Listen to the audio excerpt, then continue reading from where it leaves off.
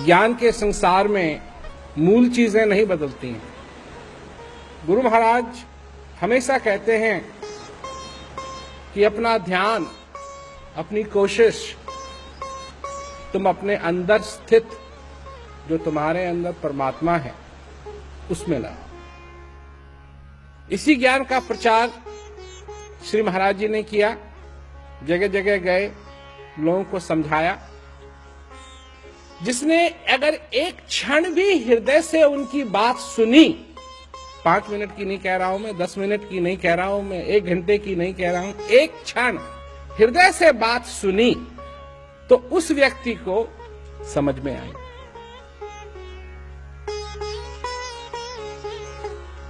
अपने अंदर देखो, तुमको भगवान अपने अंदर मिलेगा। जब भी मिलेगा, जिसको भी मिलेगा, जिसको भी मिला, अपने अंदर मिला। अपने अंदर देखो, किस तरीके से देखोगे, क्या रास्ता है, यही बात मुझे पास पूछने की बात होती है। मुझे कोई राह बताओ, कोई युक्ति बताओ, कोई तरीका बताओ, तब तुमको बताएंगे कि किस तरीके से भगवान की तरफ मन लगता है। और तुम चाहोगे अपने आप, अरे अपने आप तो तुम 26 अक्षर अंग्रेजी के ये भी सीधे उन्हीं को निरख सकते हो, उन्हीं को तुमको ज्ञान नहीं होता, तो वो जो गुहा विद्या, राज विद्या है, उसका ज्ञान तुमको बगैर गुरु के कैसे हो जाएगा। श्री महाराज जी का सानिध्य तो मुझे बचपन से ही प्राप्त हो गया था।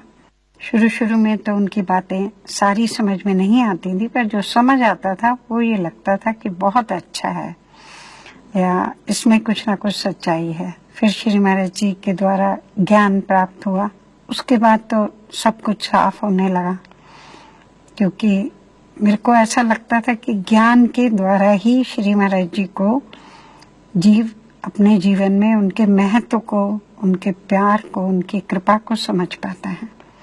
क्योंकि बगैर ज्ञान के भी मैं उनसे जुड़ी थी, लेकिन ज्ञान मिलने के बाद जो मेरा उनसे जुड़ाव हुआ वो दूसरे तरीके का था।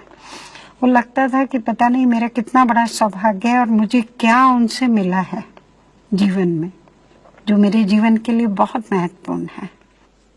सन 1958 में मैं श्री महाराज जी के संदेश के संपर्क में आया और उसमें मैंने ये सुना कि जो भगवान की शक्ति है, ईश्वर है, उसका स्वरूप है, उसका मनुष्य अपने हृदय में अनुभव कर सकता है।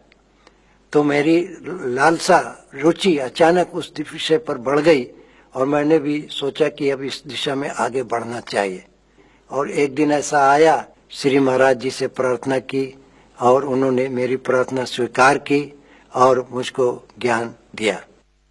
मैंने यही अनुभव किया कि जितना अधिक समय इसमें दिया जाए वो मैं देता गया और मैंने अपने गृहस्थी की जिम्मेदारी और नौकरी की जिम्मेदारी करते हुए सब कार्य को करना जारी रखा। तुम कहो कि हम दुनिया की झंझट में फंसे हुए हैं, कैसा ऐसा सुमरण कर सकेंगे। और इस दुनिया में रहते हुए भगवान का सुमरण हो सकता है, भक्ति हो सकता है। वो सचमुच ऐसा नाम है, उसका कुछ दिन सुमरण करो, देखो कितना आनंद आता है, बहुत आनंद आता है। इतना आनंद आता है कि मैं उसकी अगर उपमा दूं, समझाऊं तो क्या समझाऊं मैं। तुम करके देखो तब मालूम होगा तुम्हें कितना आनंद आता है उसमें। तुम करो तब मालूम होगा। बिना करने का मैं क्या कहूं। गुड़ जैसा आनंद आता है या मिश्री जैसा आनंद आता है, क्या मैं बताओ। लेकिन करो, करके देखो। श्री महाराज जी का प्रेमियों के साथ निकटता का संबंध हुआ करता था, क्योंकि एक तो सामने श्री महाराज जी बैठे हैं, उनके इर्द गिर्द सब लोग बैठे हैं। उसमें ये भी नहीं था कि बच्चे हैं या बूढ़े हैं या सभी लोग। किसी का मन कर रहा है कि चलो भजन गाएंगे तो सब लोग बैठ गए, कोई तबला ले आया, कोई बाजा ले आया, अपने बजाना शुरू किया, भजन गाना शुरू किया। श्री महाराज जी आ गए कहीं से तो वो भी उसमें शामिल हो जाते थे, वो भी भजन गाना शुरू कर देते थे, कभी कभी लेके नाचना भी शुरू कर देते थे। मतलब पूरा आनंद देते थे प्रेमियों को।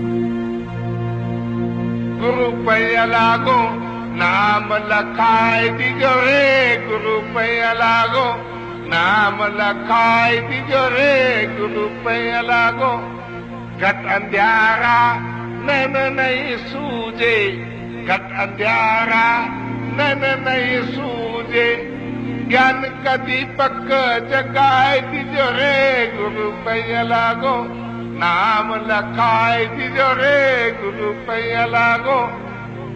जन्म जन्म का सोया मनुमा, जन्म जन्म का सोया मनुमा, शब्द मारी जगाए दिजो रे गुरु पैया लागो, नाम लखाए दिजो रे गुरु पैया लागो।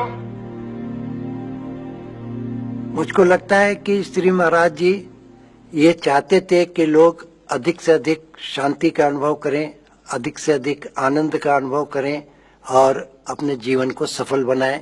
इसके लिए ही वो प्रयत्नशील रहते थे और सदैव इसके लिए ही उन्होंने अपने जीवन में कष्ट उठाए और लोगों तक पहुंचे, अपना संदेश दिया। श्री महाराज जी ने कितना यत्न किया, कितनी कोशिश की, कितनी कोशिश की, जगह जगह गए। उनके पास पूरी तरीके से साधन भी नहीं थे, ऐसी ऐसी गर्म जगह गए हैं प्रचार करने के लिए, जहां रोड पे गाड़ी खड़ी हुई थी, इतनी गर्मी कि चारों पहिए, जो तार होता है ना, तार रोड पे लगाते हैं, वो गल गया और चारों चक्के गाड़ी के उसमें धंस गए।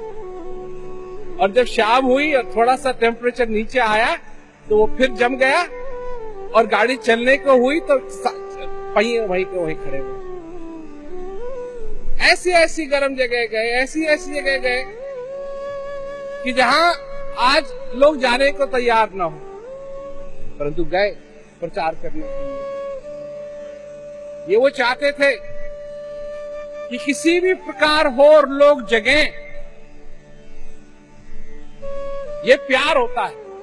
गुरु महाराज जी चाहते थे प्यार से, प्रेम से लोग समझें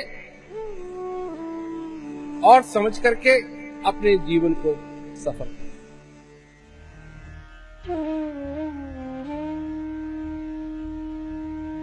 उठ जाग क्या सुख सवेरे, काया गढ़ के मवासी।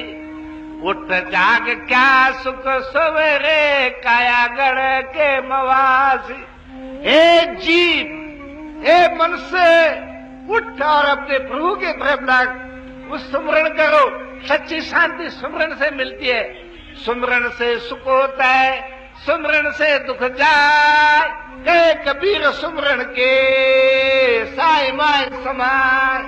सच्ची शांति को अगर चाहते हो तो प्रभु का सुमरण करो। श्री महाराज जी के सानिध्य के साथ साथ जब उनका सत्संग, भजन, सेवा सब मिल ही रही थी, फिर धीरे धीरे ये कम होने लगा। बहुत कम मौके मिले मेरे को श्री महाराज जी के पास जाने के उसके बाद। लेकिन जब एक बार मौका मिला और श्री महाराज जी से प्रार्थना की कि ऐसा मेरे साथ है, तो उन्होंने कहा कि कोई बात नहीं, जो तुमको ज्ञान दिया है वो इतना अनमोल है और इतना शक्तिशाली है कि तुम उसका जीवन में अनुभव करो, उसका अभ्यास करो, और जीवन में अब भी तुमको आनंद मिलेगा। और जो आनंद तुम चाहती हो, समय आएगा तुम्हें वो आनंद भी मिलेगा। मैंने कभी ऐसा महसूस नहीं किया कि जैसे ज्ञान में या उसके अनुभव में कोई परिवर्तन आया है या उसके आनंद में कोई परिवर्तन आया है। वही प्यार जो मुझको पहले अनुभव हुआ करता था, वही आज भी मैं अनुभव करता हूँ।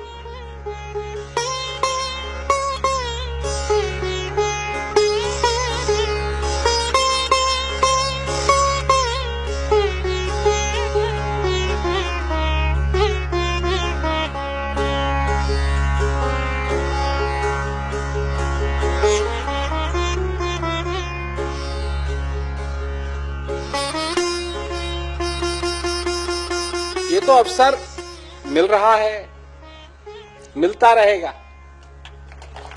ये तो ऐसी धारा है, ये तो चलती रहेगी, बहती रहेगी।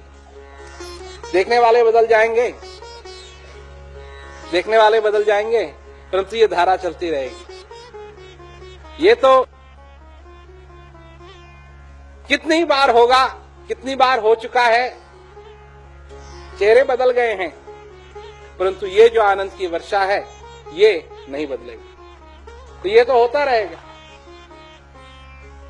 जब तक ये हृदय की प्यास है तो ये माहौल दोबारा जरूर बनेगा। प्रेमी लोग, जिज्ञासु लोग एक तरफ बैठेंगे, सुनाने वाला एक तरफ बैठेगा, लोग सुनने के लिए आएंगे और आनंद की वर्षा होगी।